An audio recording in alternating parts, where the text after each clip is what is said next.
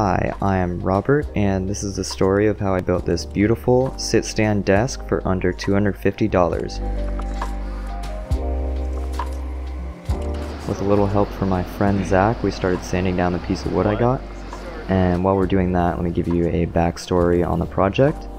I got tired of my 8-foot IKEA desk made from particle board and wood veneer.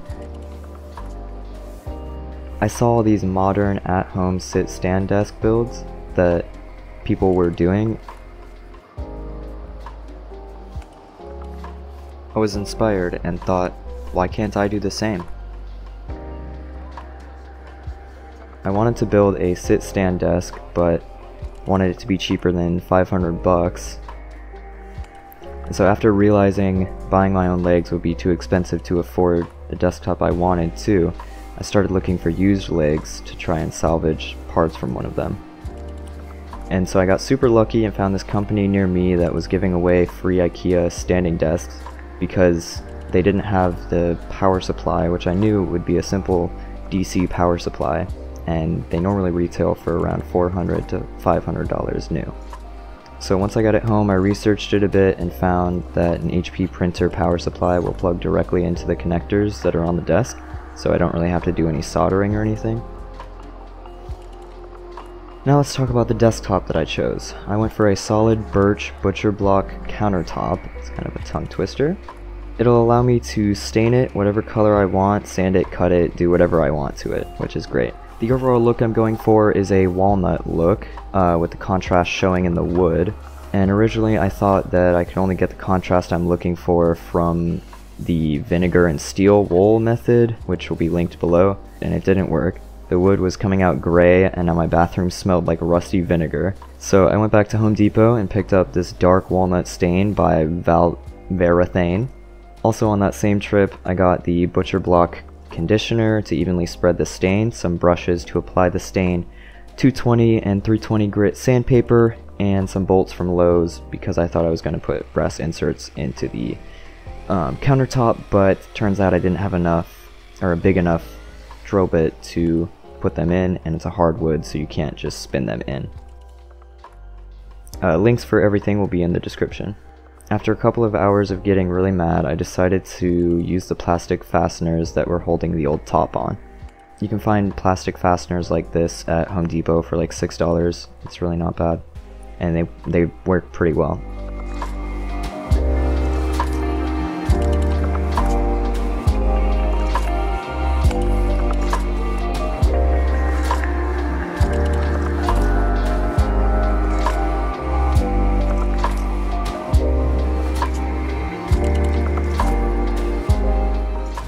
Echo, come on. Come on. Come on. Come on. Okay.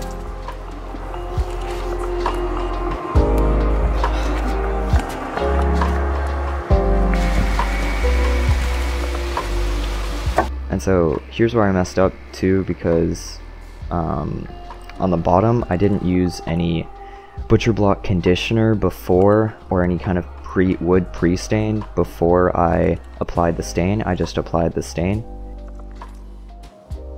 You're supposed to use a pre-stain. One thing to note is that I'm applying the stain in the direction of the grain of the wood. And now here I'm wiping off the excess after waiting about 2 to 3 minutes, as the bottle says.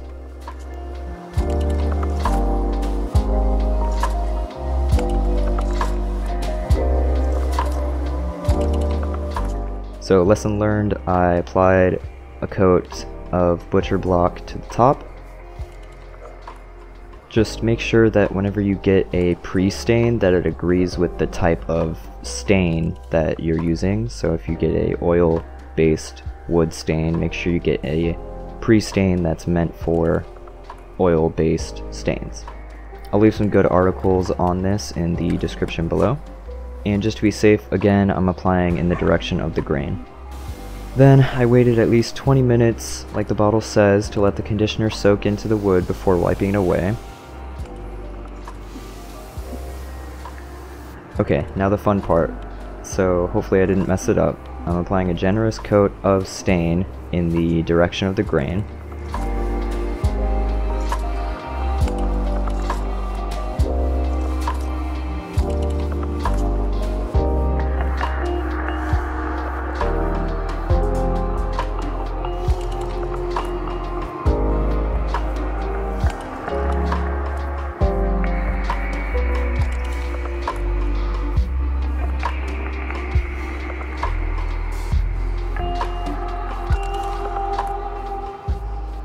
And then I waited about 2 to 3 minutes before wiping off the excess stain. You can also opt to leave the stain in for longer if you want a darker result, but I'm perfectly happy with the result and I did not want a super dark result anyways.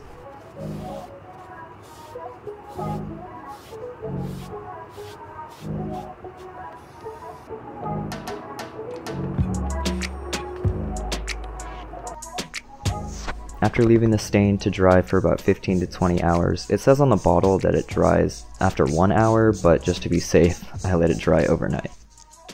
I really liked the way the finish looked, but I needed to apply a top coat to protect the wood from water and things. So I grabbed the 320 grit sandpaper and lightly sanded the top side and then applied another coat of butcher block conditioner to it.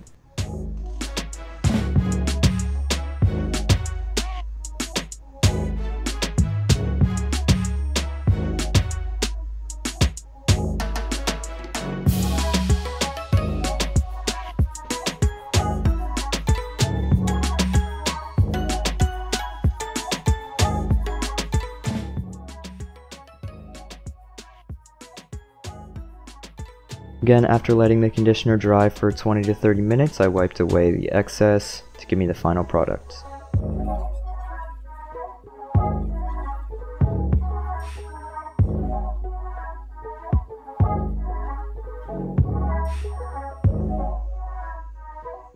Before we get to the big review, check out these tomatoes and this pepper that I grew.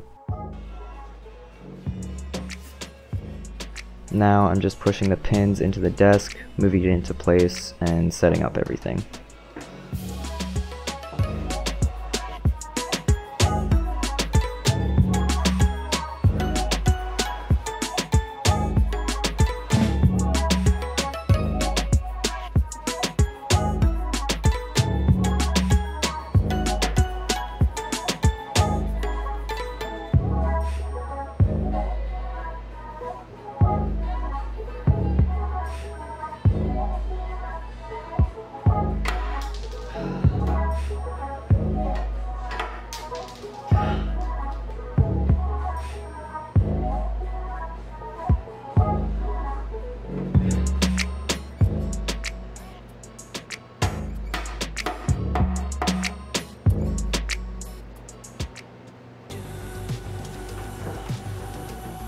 And now, after setting everything up, here's my modern sit-stand desk build for under $250.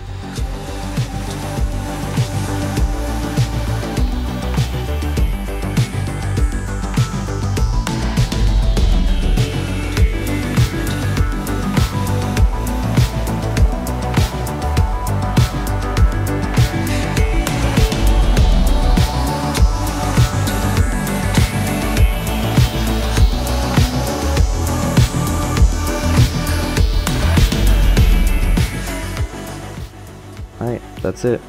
That's how I built my new desk for pretty cheap.